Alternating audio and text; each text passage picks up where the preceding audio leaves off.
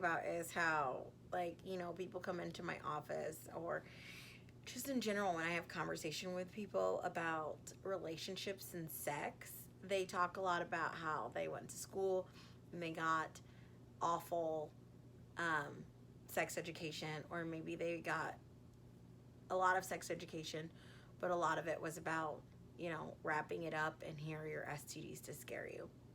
And so it really made me think a lot this week about communication, vulnerability, and also communication, not just inside of the relationship, but also communication with sex. So I guess, hey, parents, I'm talking to you about sex. So let's talk about sex and relationships and talking to our children, right? And talking to our teens about that. And everybody has different positions. Again, teach their own. You know, as I always say here in my office, you're welcome to do whatever you want. I'm here to just solicitate discussion and to help you raise your children in your preferred liking.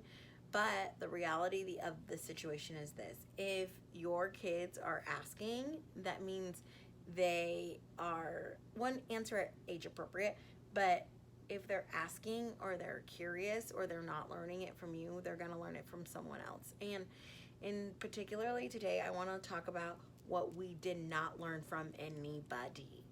And that is, you know, you go to school and they teach you, like, this is sex and this is how it happens and this is the anatomy, this is the vulva, this is the penis, and it's all great and it's all dandy and all that is great. But there's like really little, you know, and the other thing I just like don't understand is like, you know, you separate the women and you separate the men, and then, you know, maybe it's like, yes, in some ways you can feel free to ask more questions, and I'm actually, now that I think about it, interested to see in the research to see if that benefits like one sex versus the other or why that happens. But the reality is like, this is an action that is involving two sexes, or, you know what, don't let me be binary here, involves two people, a partner, two partners, and there's like no conversation about how that occurs. And listen, I'm not necessarily talking about the nitty gritty. I'm not talking about, you know, talk to your kids about how to have sex and whatnot. But what I think is interesting is like, you know, you say like, wait, but like, where is the discussion, right, about how normalizing what happens when people have sex? When they, like, where's the discussion not glorifying, you know, what children see on television, and normalizing mixed emotions, or normalizing or explaining that sex is a connection that's not only mental but also energetic. So how do we balance these emotions, and how do we navigate through that? And also, you know, like a lot of people like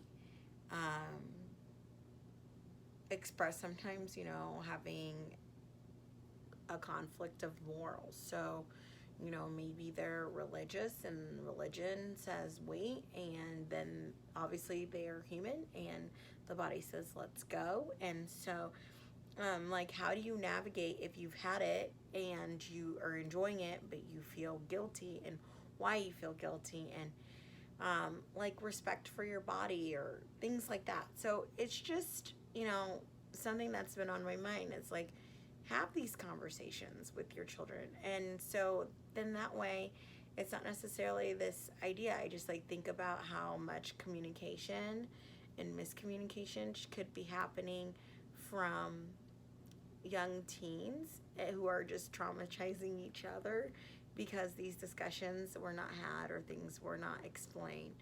And with that being said, it's not just about sex, but it's also about relationships. Like, no one really, like, people are like, your parents are like, okay, have a relationship. Don't actually, it's like, don't have a relationship, don't have a relationship, don't have a relationship. And then you get to be really old and it's like, get married, we want to see you have kids, and da da da da. And, you know, everybody's somewhere in between. But the reality of the situation is like, where's that communication about how to build friendship in a relationship, or how to articulate to one another? And express your needs, and where is the conversation about, how to just connect with someone on an intimate level without sex. Um, and, people end up in my office, and if, your parents didn't have these, and then you find yourself in a situation where you're struggling with your partner and you need to process this, then come on down. Let's have a chit chat about relationships and sex, and let's do some couples work. Let's do some individuals work. Let's do some trauma work. But if I don't want to just like blame parents and say, why aren't you having these conversations? Or because in some ways it's like, how do you have a conversation, right? Or how do you explain sometimes things to your kids that were never explained to you?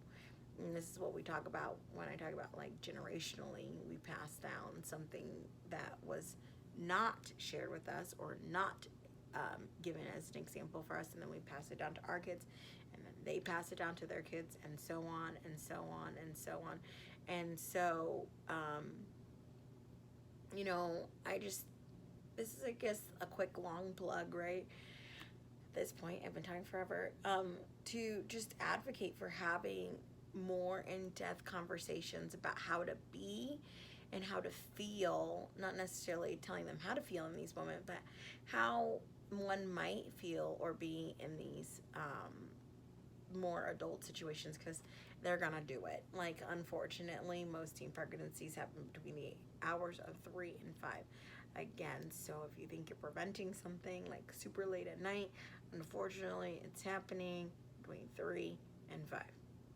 Also, here's another fact, because I love stats, and I don't remember the specific number, but just follow along with me. This particularly is for women or for girls. Parents who are ready to have this conversation with their kids, or maybe more in depth about sex. It is something super high, like a very, very high percentage. I want to say like 80% or some huge increase. I don't know. I don't want to lie to you on that, so I'm just not going to share that fact. But if you want it, I'm sure I can find it. If there is a male role model that is safe during the conversation, women, so girls who become women, are more likely to associate safety and security with sex, and like in the construct of knowing that there's safety and like a little less shame with like the opposite sex, or feel security and safety if something sexually negative were to happen, that they could express themselves and get the help that they need. And so when you're having these conversations, especially if you have young girls involved in these conversations, then have someone present with them that is safe and secure. It is amazing. And this statistic or study showed that the male person who was in that room didn't even have to articulate one word. So if you're stuck and you don't know how you want to address these issues, I'm here. We can chit chat about it, but go ahead and call your girl. In the meantime, you have a great day, and don't let me stop you from glowing. Oh, that sounded super cheesy. You have a great day, okay? And you do you, whatever that might be. On that note, bye.